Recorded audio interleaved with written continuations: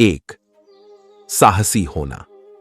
कायरता कायरता है, चाहे वह करुणा जनित हो या भय जनित। अतः अपने स्वत्व और अधिकारों की रक्षा के लिए हमेशा तैयार रहना चाहिए। अन्याय का सदैव प्रतिकार करना चाहिए और पलायन नहीं पुरुषार्थ का चयन करना चाहिए। 2, कर्मठ होना। केवल मनुष्य को ही यह सौभाग्य प्राप्त है कि वह नए कर्म करने के लिए स्वतंत्र है, जिससे उन्नति के शिखर पर आरूढ़ होकर उपलब्धियों के कीर्तिमान रचकर इतिहास में अद्वितीय स्थान प्राप्त कर सकता है। अतः अकर्मण्य नहीं, कर्मठता से कार्य करते रहना चाहिए। 3, स्वविवेक से निर्णय लेना। सलाह और विचार विमर्श तथा मार्गदर्शन भले ही सबसे लेते रहें, लेकिन निर्णय स्वयं की बुद्धि से लेना चाहिए। श्री कृष्ण ने अर्जुन को पूरा ज्ञान देने के बावजूद यह स्वतंत्रता दी थी कि वह स्वविवेक से निर्णय ले और कार्य करे।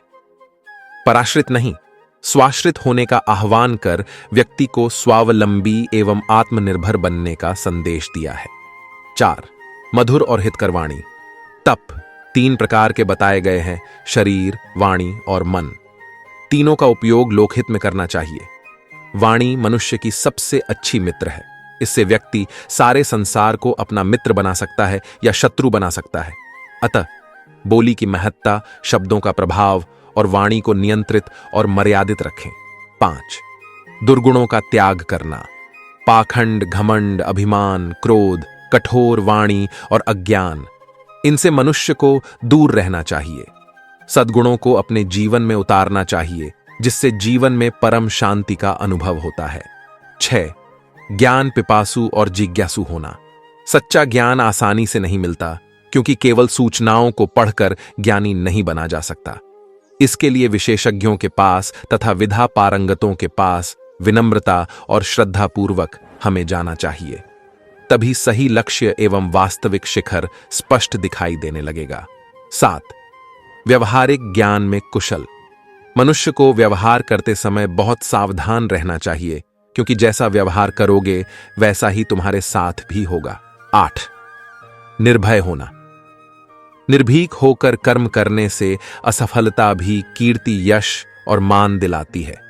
भयग्रस्त मन मस्तिष्क से किए गए काम में सफलता मिल भी जाए तो वह सम्मानीय, वंदनीय नहीं हो सकती। 9, व्यक्तित्व का विकास।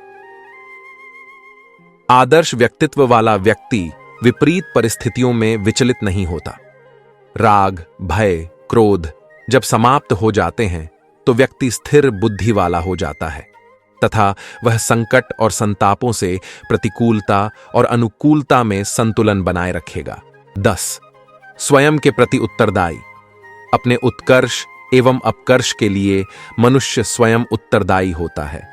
दूसरे का अहित किए बिना स्वयं का उद्धार अपने प्रयत्न और बुद्धिबल से करना चाहिए, क्योंकि मनुष्य आप ही अपना मित्र और आप ही अपना शत्रु है। 11, वफादारी से कार्य करना। यह एक व्यवहारिक सत्य है।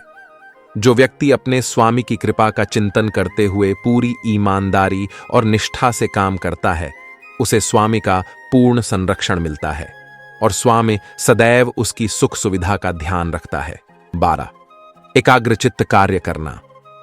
किसी भी संकल्प को पूरा करने के लिए मन का स्थिर और अचल होना आवश्यक है। उद्देश्य प्राप्ति के लिए हमें निरंतर प्रयासरत रहना चाहिए। मन को बार बार अन्य बिंदुओं से हटाकर अपने लक्ष्य पर केंद्रित करने की प्रक्रिया को दोहराते रहना चाहिए। इस प्रक्रिया का चमत्कारिक प्रभाव देखने को मिलता है और कार्य तल्लीनता से संपन्न होता है। इसलिए लक्ष्य के प्रति रुचि जागरूक करना चाहिए। 13, तनाव रहित रहें। आगत विगत की चिंता से मुक्त होकर कर्मपथ पर आगे बढ़ते जाना चाहिए।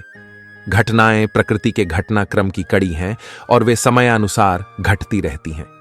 अनावश्यक चिंताओं में उलझना जीवन के अमूल्य समय को नष्ट करना है।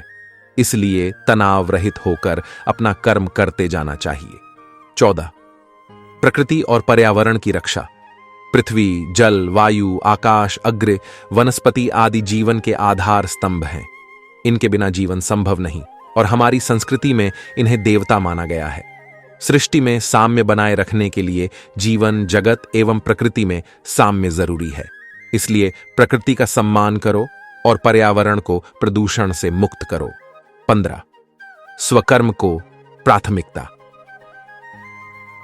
दूसरे का कर्म यदि अपने कर्म से श्रेष्ठ भी प्रतीत हो तो भी अपना कर्म त्याग कर उसे अपनाने के लिए आतुर नहीं होना चाहिए। अपने कर्म में प्रवीणता हासिल करके उसी में अपनी पहचान बनानी चाहिए। स्वकर्म को करते हुए ही सिद्धि प्राप्त की जा सकती है।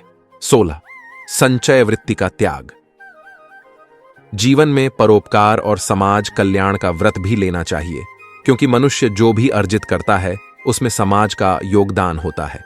इसलिए समाज का भी उस पर अधिकार है, इसलिए उसका कुछ अंश समाज सेवा में भी लगाया जाना चाहिए। यह एक आदर्श समाजवाद का उदाहरण प्रस्तुत करता है। 17 राग द्वेष रहित जीवन।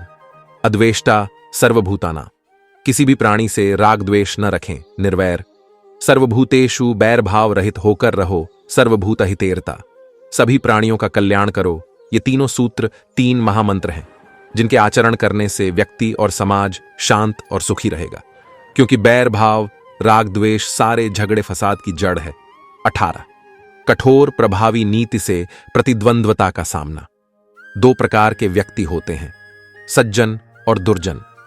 जब तक सज्जन जागरूक और सक्रिय होते हैं तब दुष्ट अपनी दुष्ट प्रवृत्तियों से समाज को त्रस्त नहीं कर पाते, लेकिन सज्जनों की थोड़ी सी निष्क्रियता और उदासीनता दुष्टों का प्रभाव बढ़ाने लगती है। फिर सज्जन बचाव का मार्ग अपनाने लगते हैं और हताश और निराश होकर सद्कार्यों को छोड़ समाज को दुष्टों के भरोसे छोड़ देते हैं। दुष्टों पर नियंत्रण रखने और अपना कार्य जारी रखने के लिए कठोर और प्रभावी नीति अपनानी चाहिए।